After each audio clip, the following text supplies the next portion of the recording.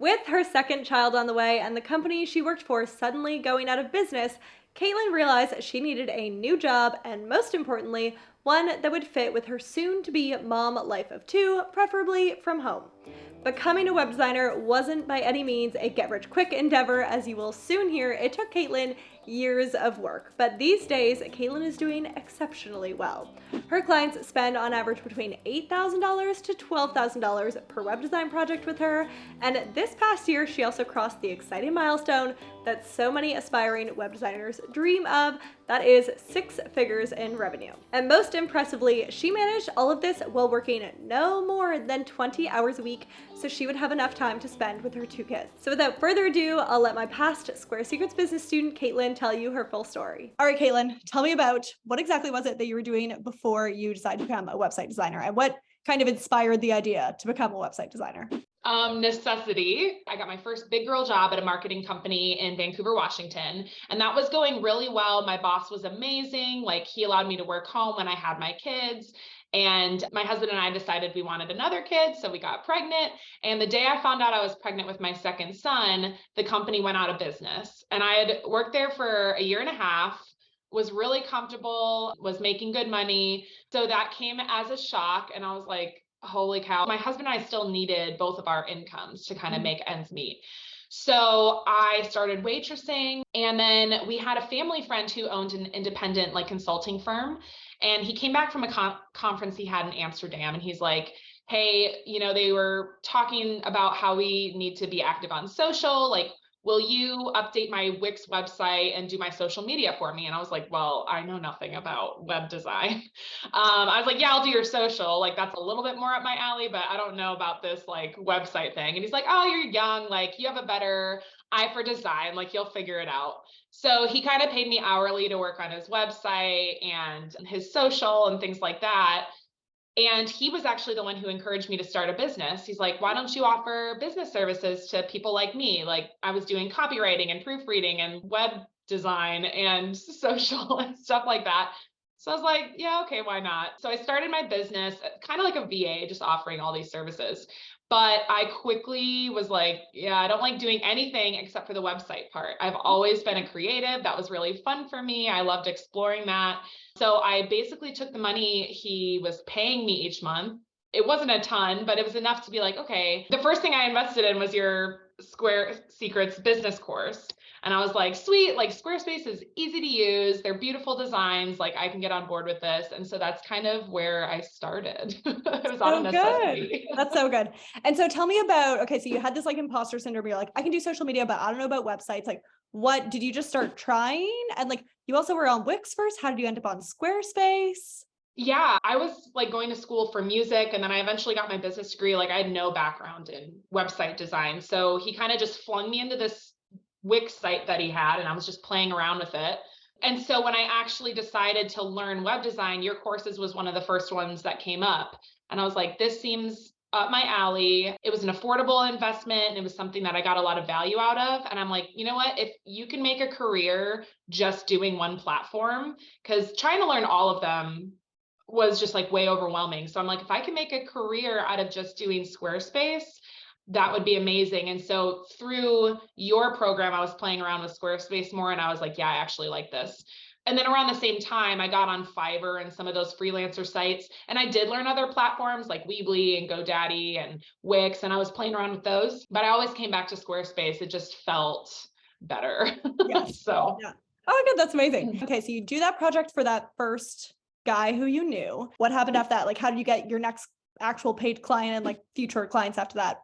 yeah, so most of it was actually just freelancing on Fiverr, not so much on Upwork, but I put my services for so cheap on Fiverr. It was like $200 for like a big website. And I was just dipping my feet in and like trying to build some experience and a portfolio, and just get more comfortable. So I was on Fiverr for probably a year and a half to 2 years until I finally felt comfortable to kind of like go out on my own and charge what I wanted to charge and things like that. So I did dozens, probably 50 plus websites on Fiverr. And I feel like that got me to a place where I was a little bit more comfortable, like knowing who I wanted to work with, what platform I wanted to work on.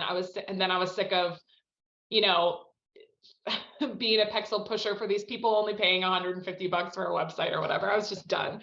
My next official client was a referral from that first guy I was working for to his son who was starting a plumbing business. So again, I did their site for super cheap, and it was another Wix website. So most of my next work was referrals. We have a close community and a lot of people I know own businesses. So I just do little things here and there for them. But it wasn't until I came off of Fiverr and decided like, hey, I'm going to establish myself as a business in my local area in Vancouver, Washington. I joined a networking group, and it wasn't until then that I started feeling like I was getting legitimate clients at like a rate that I was happy with, like $1,800 to $2,200. So it was just kind of a progression. Yes. Yeah. So you went through the Fiverr phase and you're like, okay, one out of my Yeah. prices, need to get them other ways.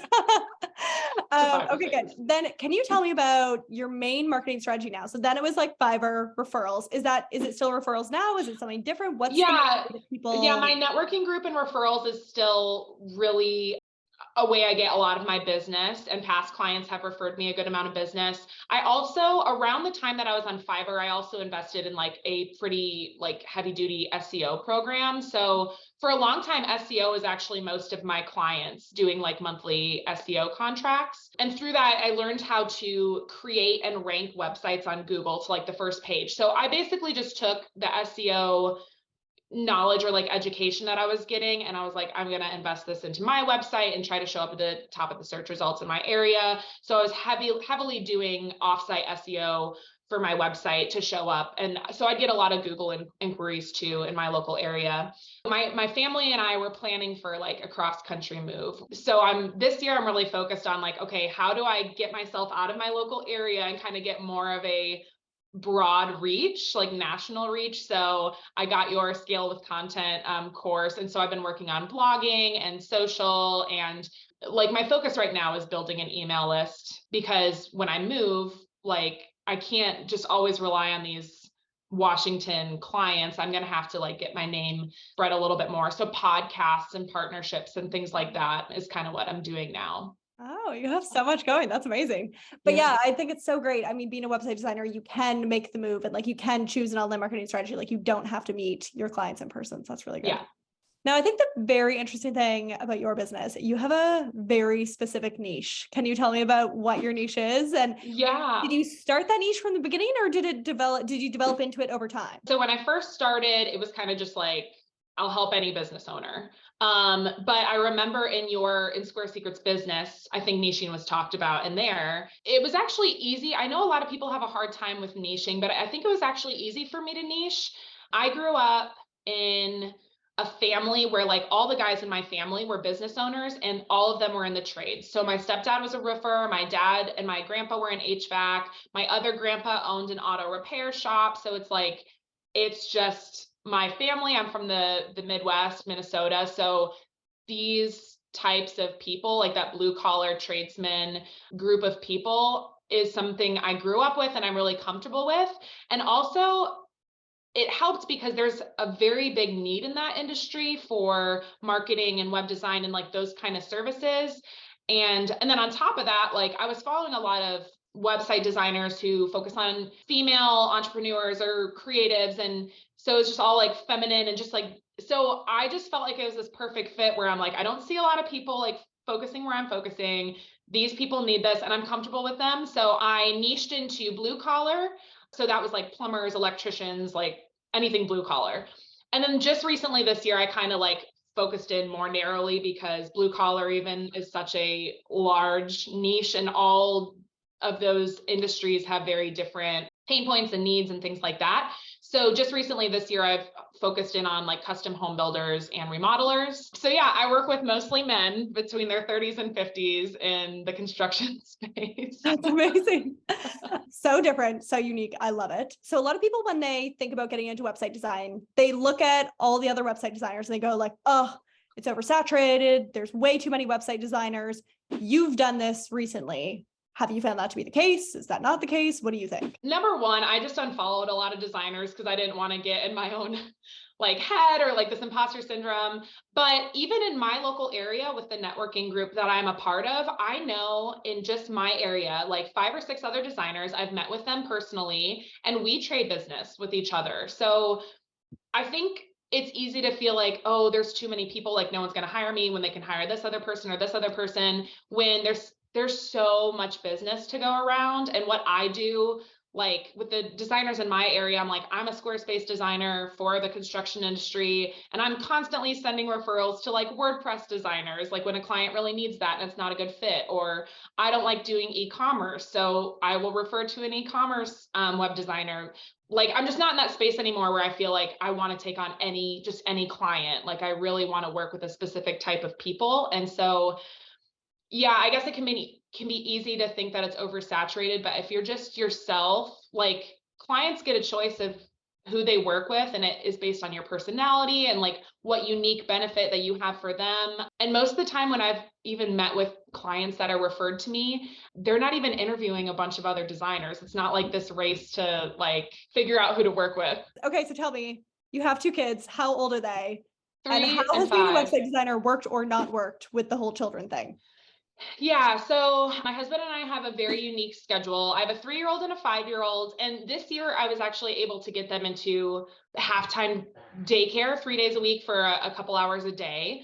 But I didn't have that until this year. So when I dove into this whole thing, I was like, this is going to take me like at least 5 years to build this to a place where we're like comfortable. And so here I am at the 5-year mark. It's going really well. My husband, he's an electrician, another trade, leaves at 5 a.m., comes home around 5 p.m. And when he comes home, we like switch. I come into my office and I work 5 to 7:30 or so. Sometimes I'll work during the day, but I really like just to be able to be home with my kids and leave my work hours for my work hours. I work about 3 hours a day. But yeah, we've figured out a groove and how to make it work. But it's been awesome for me because I can be at home with my kids. I work 20 or less hours a week, and I feel like it's worked really well for us. So That's so good. And then can you tell me, so yeah, how many projects are you able to take on, taking into consideration that you're working maybe like 3 hours a day or so? my normal was like 2 projects a month, and they're like 4-week designs. But I found that with my schedule, if I want to have time for marketing and writing content and all that stuff, it's just like too much. So I really only take on like one client a month, and then maybe a couple design days, like VIP days in the month. But really, like one a month is kind of my sweet spot with that amount of time that I have to work to be able to dedicate time for admin stuff too. Totally. Yeah. Yeah. That takes up a good amount of time, Yeah. unfortunately. So you started off like we all do, charging peanuts at the beginning. Can you tell me about like what is a typical investment like on average that your clients are doing with you now? Right now, between 8 and 12,000, and I would like that average to be like 15 to 20K. But I've just been like stair stepping my pricing and building on my experience and the value that I offer my clients. And so right now it's between 8 and 12K, and hopefully more in the future. That's good. Definitely more in the Yeah. future. Can you tell me, so what exactly does that include? Is that just a website? Is that a website and brand? Is there any SEO in that? I am solely a web designer, and how my process works, it's a 4-week web design. The higher end of the cost, like let's say 12 to 15K projects, are going to be like strategy driven web design. So when they come on, I use a content collection software and help walk them through all the content they're going to need to compile for their website. They're sent a strategy questionnaire so I can really get to the heart and soul of like what their specific business objectives are. Like, do they want a higher conversion rate? Do they want more qualified leads? Do they want more traffic? And really getting to the nitty gritty of what they're actually looking for their website to do for them. So they get that questionnaire, but we also hop on a 1.5 hour strategy call, and we go over things like who's the demographics you're serving in your ideal client, what goals do you have for the business that you want the website to help you achieve, and really deep dive into that. I also install like inspector tools like Hotjar and things like that, and gather data of how users are interacting on their website to get more data for the strategy call. But then once we start the design process, often I design and develop the first 2 weeks. The third week, we start revision, and then I do have like on-site SEO that I offer for all of my clients to get them set up for success on search engines. And then the fourth week is like wrapping up revisions and making sure, like doing all the testing, making sure it's mobile optimized, all the buttons are working and all that jazz.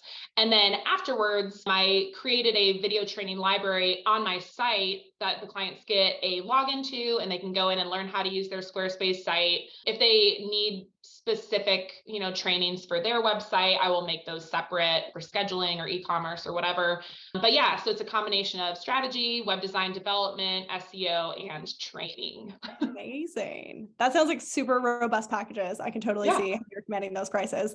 And Yeah. also your website designs look incredible. And you're not the only person. Like, I feel like a lot of people think like, oh, for these projects which are 10K plus, I need to be offering like 7 other services in order to command that price. But no, I've talked to a lot of students now who are doing 10K plus Yeah. just website projects, but they are like good designers for sure. Yeah. It's like less about even design, like visual design or deliverables, and just a lot more about like what problem are you solving for the business. If I'm working with a custom home builder and I built him a strategic site that he gets 3 more projects from a month, like how much money did he just make a month just by, and so the investment makes sense, the value of it makes sense because they're getting that ROI. We're like problem solving for them. So yes, that makes sense. And then can you tell me about, so you talked about a little bit of like 5 years and everything. Tell me about like the progression of your prices. You said it was like $150. Now it's up to like $15,000.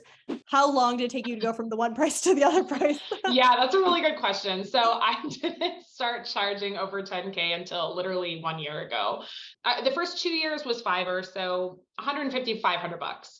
Then when I came off Fiverr and I established myself as a business here, I think it was $1,500. I was doing the 2-week websites, like 10 pages, these big websites for like 1,500.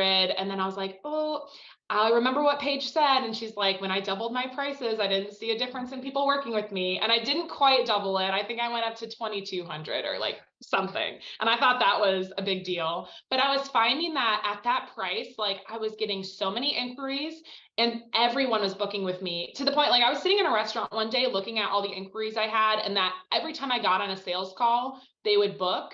And I know that doesn't sound like a bad problem to have, but I was just like, this is too much. Like I shouldn't be booking all of these. Like, and so I was talking to somebody else and they're like, well, you probably need to raise your prices if like you're getting that many yeses. So anyways, a year ago, I hopped into another program that really focuses on the strategy driven design. And I went to like a design summit, and the title of her presentation was like how to scale with 10K sites, or like by attracting 10K clients.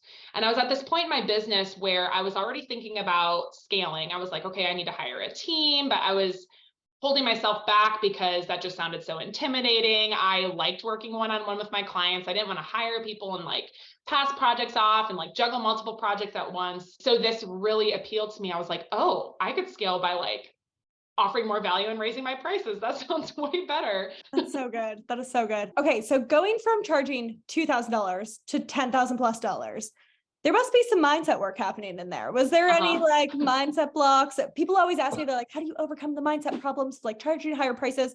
How did you do it exactly?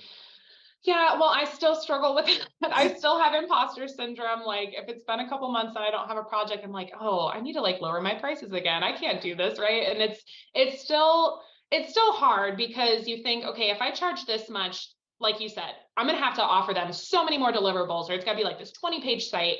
And that just isn't the case. I think the mindset thing really comes down to what value you bring to them. Like it can be easy for us as designers to be like, oh, I just design websites or whatever. It's like, no, people just can't do that. They'll spend hours and weeks and months. Like I've talked to people who have a website in the works for like years, that it just sits there, and that's all this time and money and like leads that they have, or that they would have had, that they don't have because it's been this delayed timeline and they can't do it themselves. So what we bring to the table is a true service and a lot of value to our clients. The biggest mindset shift is, I think, just knowing like you're not going to get everybody at those prices, and that has to be okay. The right people who understand the value in what you do and what you can offer and the problems that you can solve will come to you. And I think the nice thing too is I don't have to worry about booking two, projects like taking on 24 projects a year to a month.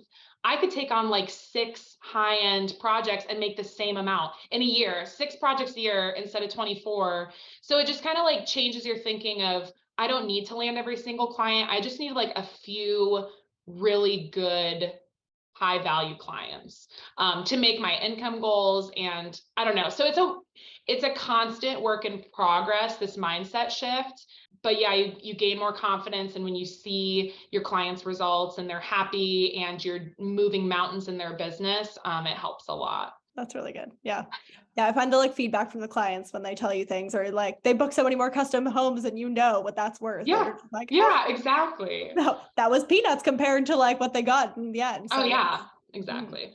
good. What has changed like in your life since making great income from home with kids? Like if you think about your life before when you were working in that job versus what it's like now, like what specific things have you realized like, oh, this is different than it was before? I think the biggest thing for me is I have a job where I'm making great income, working less than half time, and I'm not sacrificing time with my kids. Maybe my husband a little bit because we see each other less at night, but I'm not sacrificing time with my family. I don't have to go work an 8-hour shift somewhere to make ends meet.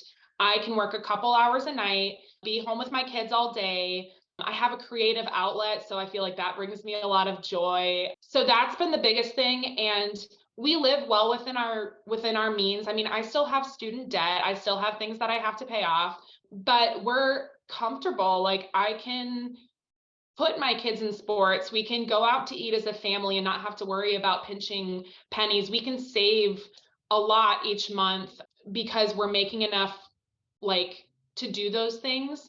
So there's just a lot of like freedom and safety in just having the ability to just live life and like enjoy things, like take trips. And we don't take like a ton of trips, but take a trip to the coast. We live in Washington, go to the beach for a weekend, go out to eat with friends, like take my kids to do things and not have to worry about like, I mean, we all have to budget, but I don't have to worry as much as I know some of my other friends do with their money. So being able to do that, working less than 20 hours a week is a blessing. Yeah, that's amazing. I'm so happy for you. Honestly, that like brings me joy every time I hear someone who's had that experience. I'm really thrilled for them. You also hit a really big milestone in your business recently. You crossed $100,000 in revenue. Yes. How did that feel? Did you expect that to happen or? No, because like I said, I just upped my prices so dramatically like a year ago. So a year ago, I would have never thought that would have happened. To be honest, I had mixed emotions about it. I was like, what is happening? Like, is this real? So it was exciting. But then on the other hand, I almost felt like a little insecure about it. I don't know how to explain it. Like money, at least in my community, is a really like touchy, taboo subject. And so I'm like, how do I celebrate with certain people when like, it feels, I don't know, it feels weird because like, yeah. So I've listened to some of your videos about it and I'm like, is this just me? Like this more so than like 50 years ago where it was just really taboo to talk about money. I don't think that's really the case anymore. A lot of coaches and business owners who help coach other people, like that's a big selling point is like, I did this and you can do it too. And so you're sharing monetary wins to show a success in a program. So it's more commonplace. And so that doesn't make me uncomfortable in the business world, but it's more like a personal life thing. I'm like, who can I share this with and not like offend them or make them feel a certain way? So it's been it was like hard to hit that milestone. I'm like getting emotional about it. It should be like really exciting and I'm excited, but it's difficult too. It's like a tricky space to navigate. I know exactly what you mean. 100%. Yeah. I find there's certain people you share with and certain people you can't. It's difficult sometimes. Yeah.